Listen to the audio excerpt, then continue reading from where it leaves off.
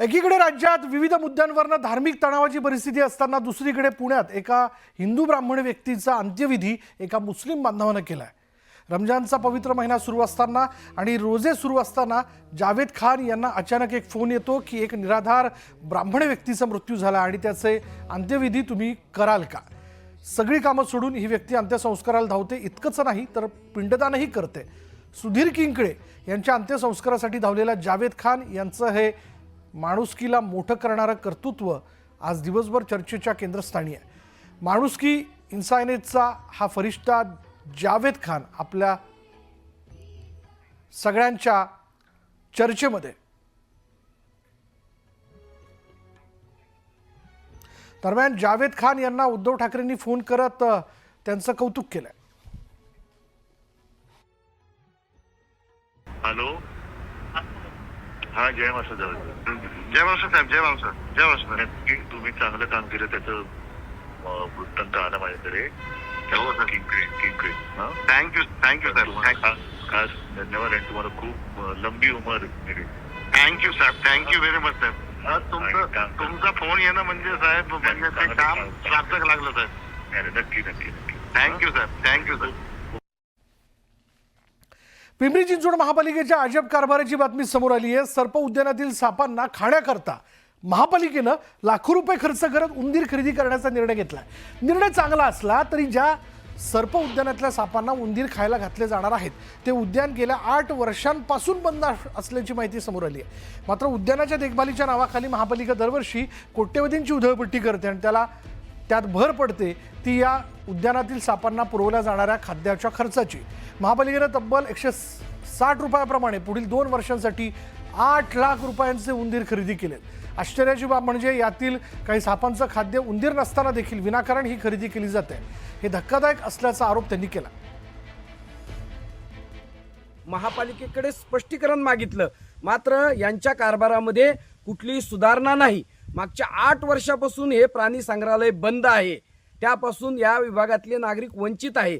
यांच्या गैरव्यवहार आणि भ्रष्टाचारामुळेच हे 8 वर्ष प्रलंबित काम आहे आणि म्हणून याची सखोल चौकशी महाराष्ट्राचे मुख्यमंत्री देवेंद्र फडणवीस, नगरविकास मंत्री एकनाथ शिंदे आणि पालकमंत्री अजित पवार यांनी करावी आणि यातील दोषींवरती कठोर कारवाई करावी। प्राणी संग्रहालय जरी बंद अवस्थेत असलं तर त्याच्यामध्ये प्राण्यांची मॅनेजमेंट मात्र कंटिन्यू चालू आहे।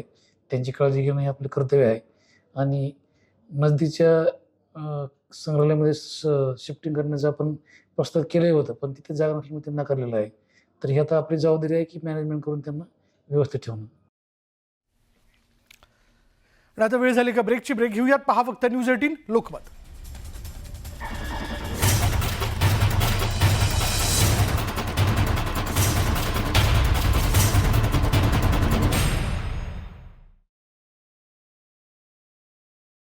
दुचाकीसह अनेक ऐवज जप्त करत आरोपी दिलीप चव्हाणला कर्नाटकातून ताब्यात घेतले।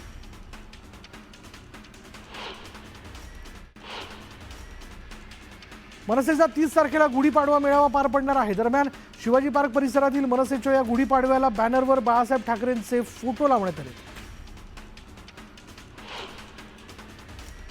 मनसेच्या बॅनरवरून उद्धव ठाकरेंनी नाव न घेता राज ठाकरेंना टोला लगावलाय। बाळासाहेबांचा फोटो वापरण्याशिवाय कोणाला दुसरा पर्याय नाही अशी टीका उद्धव ठाकरेंनी केली।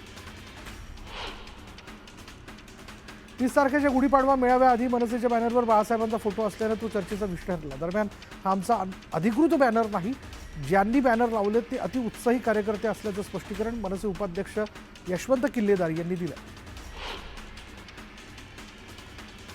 उद्धव ठाकरेंनी भाजपच्या हिंदुत्वावर सवाल उपस्थित केलाय। मोदींची सौगाते मोदी हे सौगाते सत्ता आहे। मुस्लिम गट आमच्याकडे आल्यावर हिंदुत्व सोडलं असं म्हणाले, मात्र आता बटेंगे तो कटेंगे म्हणणारे आता सौगात देणार, त्यामुळे भाजपनं हिंदुत्व सोडलं अशी भूमिका स्पष्ट करावी असा टोला उद्धव ठाकरेंनी लगावला।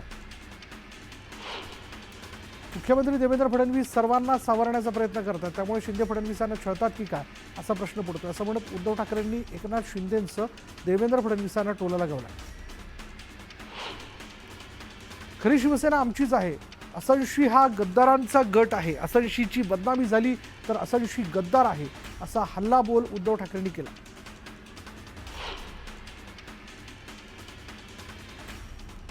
उद्धव ठाकरे आधुनिक औरंगजेब आहेत. बाळासाहेबांना शेवटच्या दिवसात त्यांनी किती त्रास दिला हे सगळं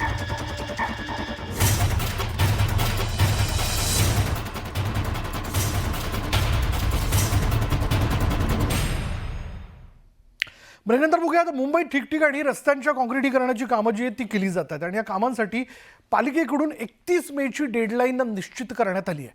काही ठिकाणी काँक्रिटीकरणाचं काम पूर्ण झाल्याचं पाहायला मिळतं, तर काही ठिकाणी काँक्रिटीकरणाची कामं सुरूच आहेत. मुंबईतील गिरगाव ठाकूरद्वार इथे देखील काँक्रिटीकरण आणि मेट्रोचं काम